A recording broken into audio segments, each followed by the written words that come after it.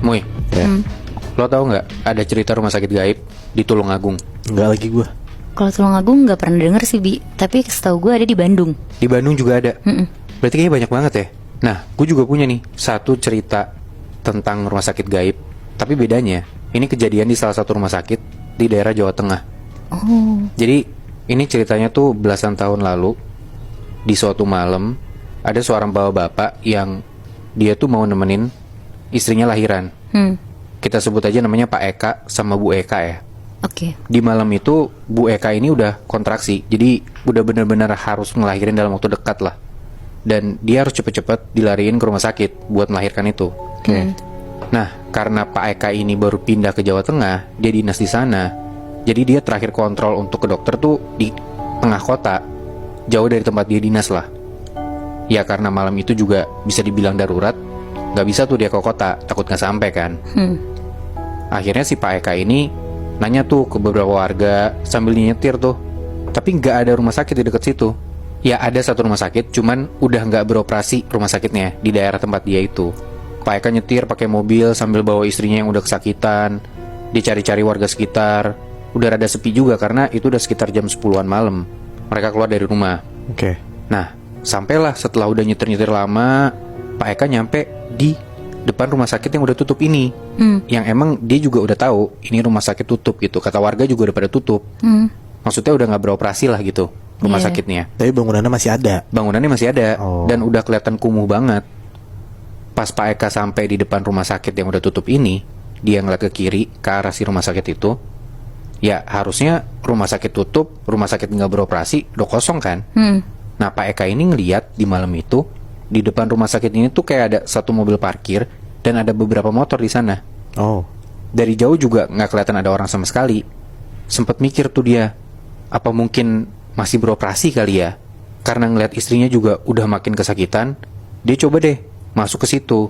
Kali aja bisa kan, ketimbang dia harus nyari rumah sakit lagi jauh, takutnya istrinya nggak selamat juga. Nyampe kota juga soalnya dia pikir kayaknya istri gue nggak bakal selamat nih kalau sampai kota. Takutnya istrinya dia kenapa-napa, bayinya dia juga kenapa-napa kan gitu. Iya. Ya udah, parkir tuh Pak Eka di depan rumah sakit ini. Dia gendong istrinya ke dalam. Ternyata di dalam rumah sakit itu ada beberapa tenaga kesehatan, Nat, Muy. Entah itu dokter atau bukan, Pak Eka juga nggak ngerti. Pak Eka cuma bilang di situ, istri saya mau lahiran, tolong Pak cepet. Karena udah, ya dia udah ngeliat istrinya kesakitan banget, udah ngerintih, udah bener-bener pokoknya yang penting istri gue lahiran lah, dibantu gitu.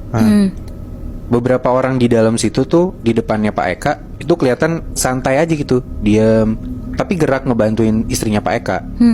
Tanpa ngomong apa-apa, ada satu susternya gitu nyuruh Pak Eka buat tunggu di luar. Jadi kayak gestur tangan tunggu di luar gitu loh. Ya Pak Eka nggak mikir apa-apa. Dia ngehnya cuman, oh mungkin ini tenaga kesehatan nggak gerasak gerusuk karena mereka udah kebiasaan kali ya ngurus pasien yang darurat juga. Iya. Jadi ya udahlah, dia tunggu di luar sekitar 1 jam 2 jam. Gue nggak tahu ya kalau misalkan orang melahirkan tuh berapa lama. Ya intinya singkat cerita si bidannya ini keluar dari kamar itu. Terus Pak Eka disuruh masuk hanya dengan gestur tangan juga, kayak ya intinya Pak Eka ngerti, oh istri gue udah nih ngelahirin, udah aman gitu. Bidannya juga nggak ngomong apa-apa sama sekali.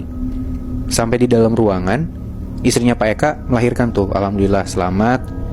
Tapi Pak Eka nggak ngelihat satupun ada bidan atau tenaga kesehatan sama sekali, apalagi dokter. Loh. Di dalam tuh nggak ada, kayak udah kosong aja, udah tinggal istrinya sama bayinya di kayak di apa? Pokoknya bayinya udah ditaruh di satu tempat tidur kecil lah. Ya intinya alhamdulillahnya istrinya Pak Eka dan anaknya yang pertama ini lahir, alhamdulillah sehat-sehat aja dan selamat-selamat aja.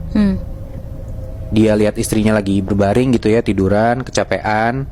Terus di situ Pak Eka nyuruh ya udah istrinya istirahat aja dulu sebentar. Pak Eka mau cari suster yang tadi buat ke tempat administrasinya, mau ngurus pembayaran gitu kan, dan nanya kira-kira istrinya bisa pulang kapan gitu. Ya udah tuh, istrinya Pak Eka istirahat, Pak Eka keluar kamar. Tapi di koridor pertama kali dia keluar,